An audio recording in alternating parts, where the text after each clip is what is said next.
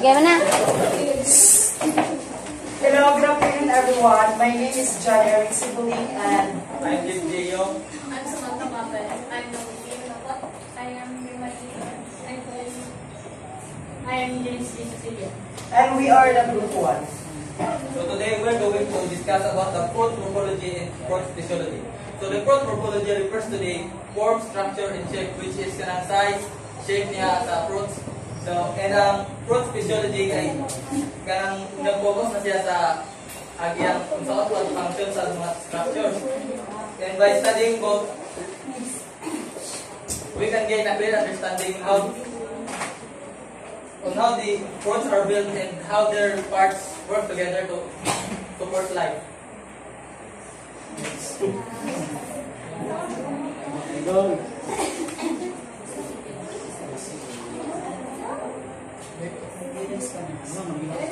Next one.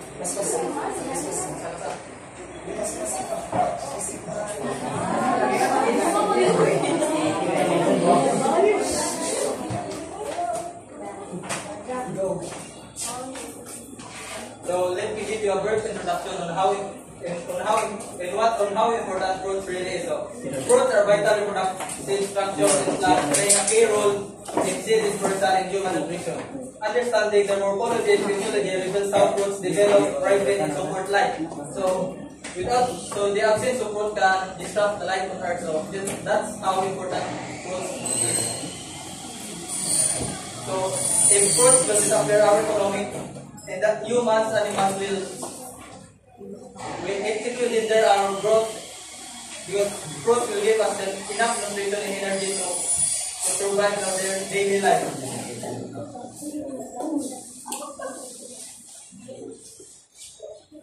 Definition of fruit. So, kita mo juga natin kay ibang matulog sa fruits, di ba? Except about direct. Fruit is a mature ovary of a flower containing seeds. It develops from the fertilized ovule after pollination. So, punta ka sa fruit na.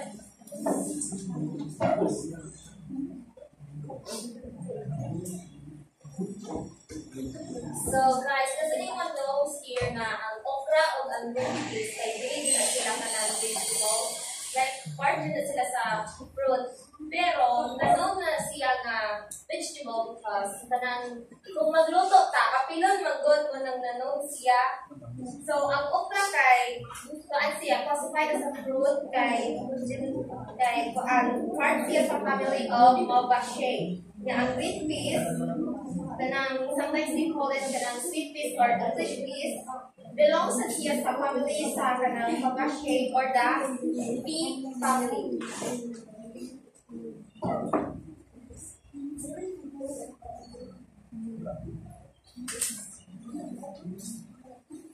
Types of fruits. Simple fruits develop from a single ovary. Aggregate fruits form from a multiple ovaries of a single flower. Multiple fruits develop from ovaries or multiple flowers.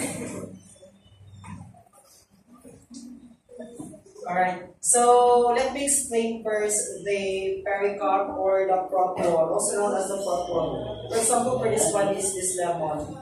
The one that surrounds the lemon is called the fruit wall. Then, the exocarp is the outer skin, ang pinakagawas ka skin kani.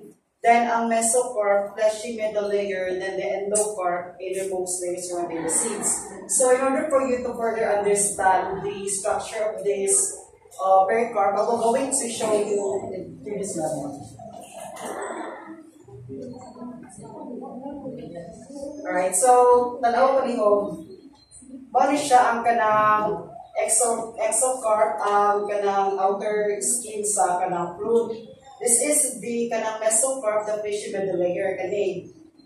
Then, ang tawag sa nagsurround aning seeds is called the endocarp. And also, I forgot to mention the main function of the pericarp is to protect the developing embryo from damage and also to maintain the temperature of the fruit. And the main function of the exocarp is to protect the fruit from any external stresses by the means of its special physical and biochemical properties. Sa endocarp is to sustain and communicate with the developing leaves. Ganyan na siya.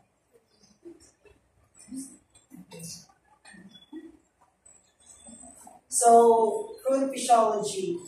Development processes begins with fertilization and ovary growth. Hormones, or there are also hormones that involved here in the fruit, which are the auxins, the gibberellins, the ethylene. Ang auxin, ano siya ang mag-initiate of fruit set, while the gibberellins, ano siya ang hormone na mag-promote of growth. And the ethylene, ano siya ang mag-trigger dito sa pagkainom ng fruits. Then, sa ripening process, there are two types, which are the climacteric fruits and the non-climacteric fruits. Climacteric fruits ripen after harvest. Example for that one is the banana. Where karami itong atong payagon unang ng saging mo sa painong gold. Ginato ka ng water ng saging na muhinog sa punuan, di ba? Then, ang non-climacteric fruits only ripen on the plants. Kaya nakato yung water na muhinog ng fruits sa punuan o sa harvest. For example, for that one is the grapes.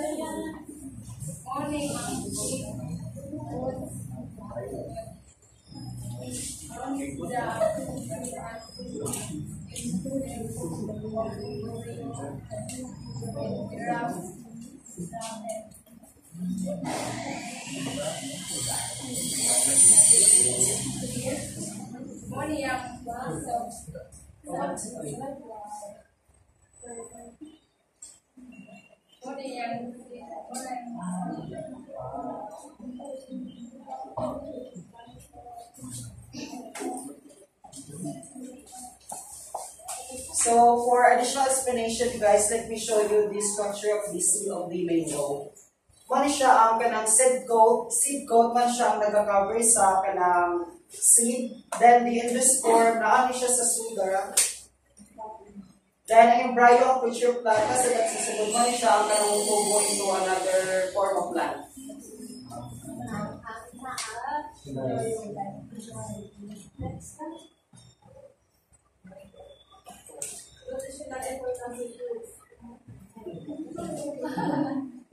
Fruits are rich in vitamins, minerals, and fiber, and essential for human health. So, additional explanation also for this one. Kanang it means nga kanang true fruits maka-gain tag or makakuha tag mga nutrients nga which is need sa atong body para ma-healthy ta.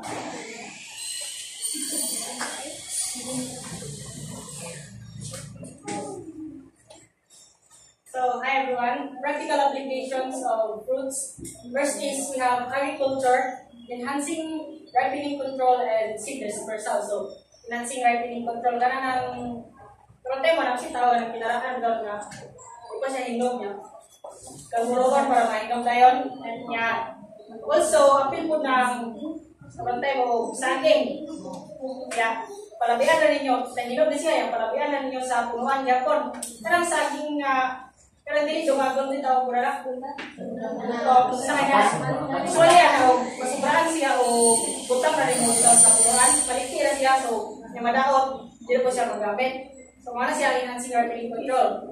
Seed dispersal is kanang primitive na fruit bearing mga punuan is usually ang mukuha na sa ilang seeds is animals. So, kusay, matagal ka sa punuan, karon from human intervention, seed dispersal, ang punuan is ma-arrange na tumabante mo ng mga farm, ma-arrange ang mangga, saging, and iban mga fruits. Second is food industry. Understanding food physiology helps improve daily life. So, kani, karang prutas ito nga advance na i-harvest para ikabot sa displayhan is para siya hinog niya. Kanang mas mabugay po siya sa displayhan, mas dagan pahalin. And next. Sa mga fruit,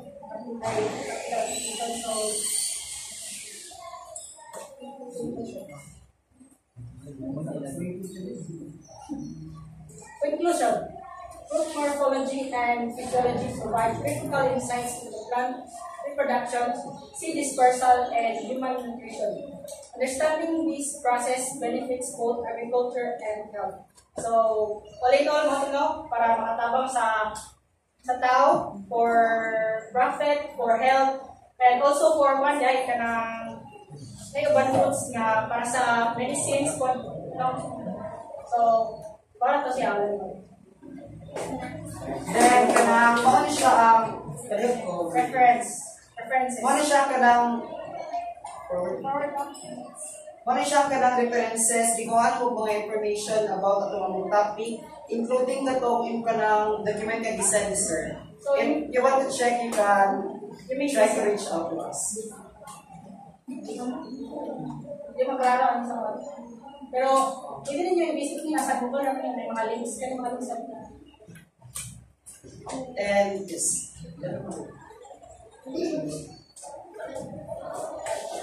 So, maura to, kanang before we formally end our report, any clarification or question regarding our topic? Wala, nakasabot ka na. So, nakasabot ka na, kanang namin surprise na no. We have prepared 4 prizes. Kanang isa itong mag-answer, tagaan natin. Sige.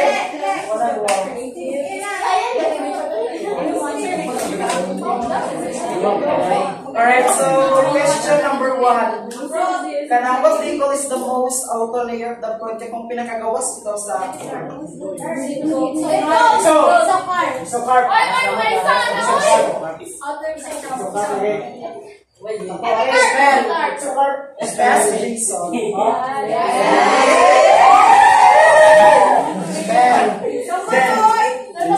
Balik. Then sa next question, katong na-mention ka na what hormone triggers the ripening of the fruit. Ito i-mention kita mo kanina. Kanina one recall katong hormone na magpapatrigger sa kanang ripening sa fruit.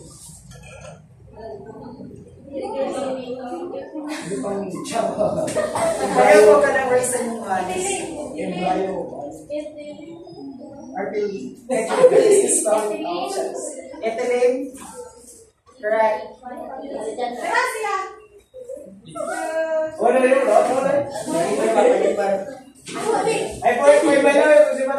Boy choosing. Kana next question.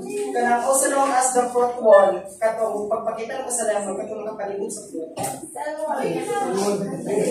you please raise your hand?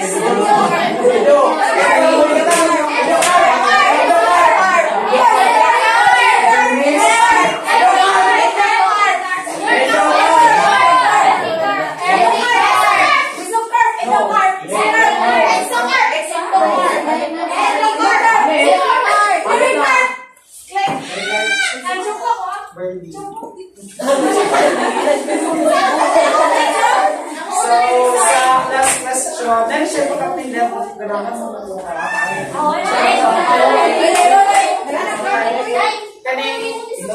mo pinamali ka ng pinag-aside na kanang what do you call the mature of our flower containing seeds? Mature ovary man siya. Mature ovary. Pinag-aside siya. Seed. Wait. What's it? Wala. Next.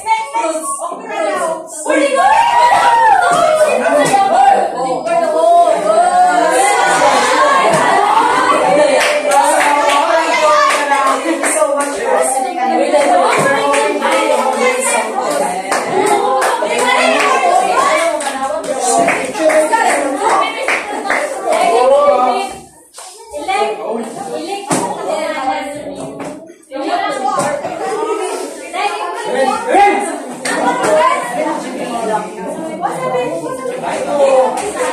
Kuya, kuha na yung project ko.